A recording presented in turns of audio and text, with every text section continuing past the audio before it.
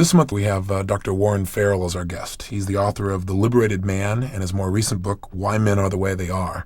And Warren is considered to be one of the world experts in the relationships between men and women. For 20 years he's been studying that relationship, and I appreciate you taking the personal time to come and visit with us.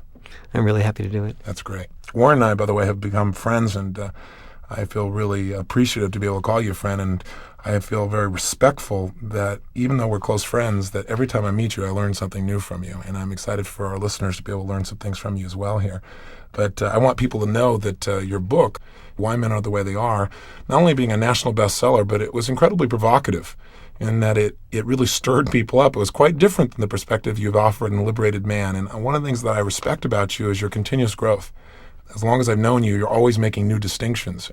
You started out, I think, as a person who was basically presenting almost purely a woman's viewpoint of the man-woman relationship. With Why Men Are the Way They Are, it's kind of the man's perspective, and I think maybe part of your expertise has come because you've been at both ends and you really have an understanding of both those areas.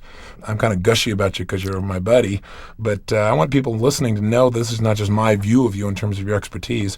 After 20 years of working with men and women and writing this book, you've gotten incredible acclaim. On the cover of Warren's book, Why Men Are the Way They Are, quotes say things like, "The most important book ever written about love, sex, and intimacy." That's the New York Post. My good buddy Ken Blanchard said, "The best book I've read on male-female relationships, superb and brilliant." Dr. Carol Castle, author of Swept Away, says, "Witty, provocative, and probing. I guarantee this book will leave you with a different understanding of men and women. Simply terrific."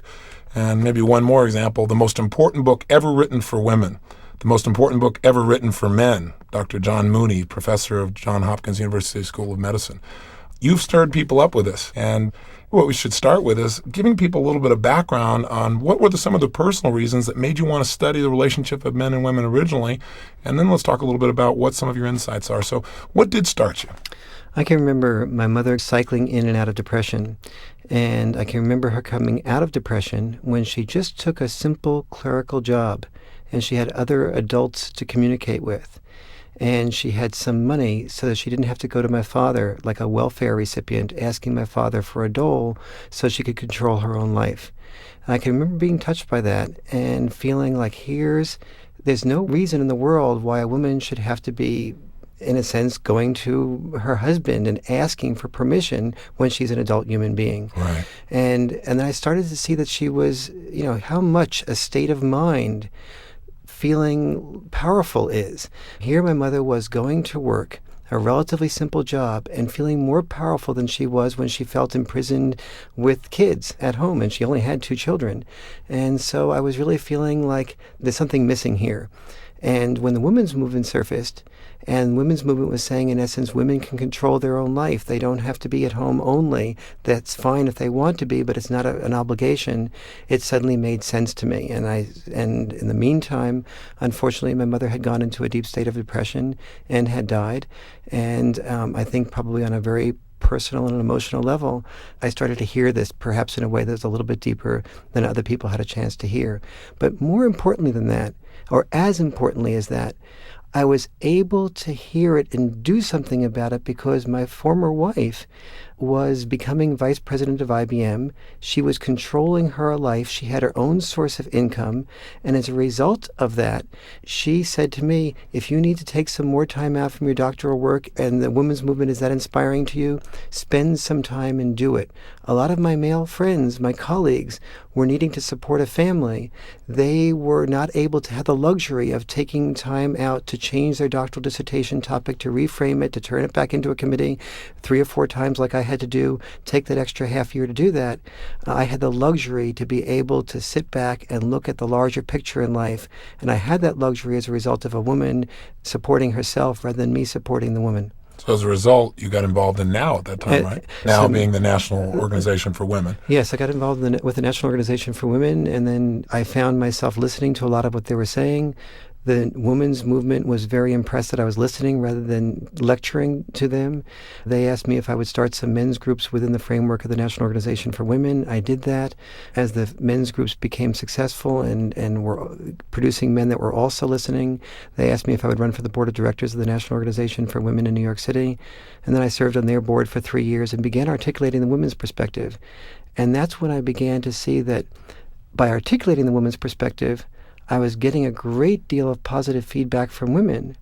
Standing ovations. Standing ovations constantly from women. But I also began to notice after a while that as I went back 4 or 5 years later to speak to the same groups again, that oftentimes I would notice that the women and men were broken up from each other.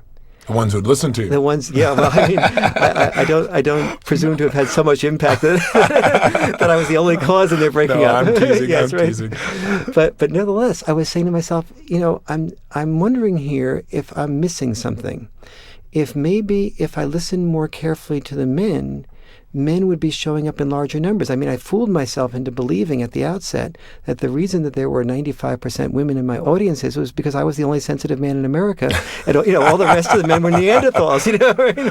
Right. And when I got over that self-serving attitude, I had one of those rare moments of internal security. Where I finally allowed myself to say, well, maybe one of the reasons that men aren't showing up in such large numbers is because you aren't articulating something that rings true for men. Right. And so I started listening more carefully to my tapes of the men's groups I had started and began to see that, in fact, men were saying things that I was barely hearing. And as I began to hear those and articulate those things to women, I began to see that my standing ovations were dropping off from women. At least at now. Yes, at least at the outset. Right. But many women were coming up to me a few weeks later and saying, I took your perspective home and I tried it on my husband or I tried it on my boyfriend. And he was saying, oh, that's exactly the way I feel. Let me come to one of those meetings myself. That's fabulous. And so that was what started making me realize that if I was really going to help improve love between the sexes, I had to hear both sexes and get both sexes to understand what the other sex was not able to articulate for them. I think the great value that I personally found in the book is it helped me to have a greater understanding of what men and women really need.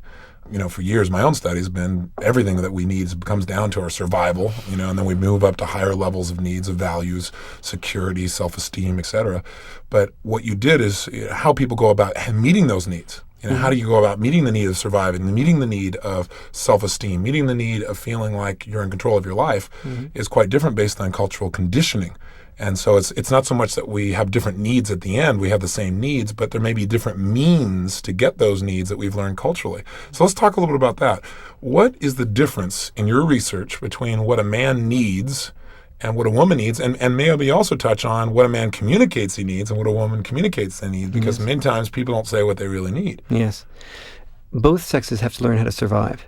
We taught women and men very different ways of getting those survival needs met.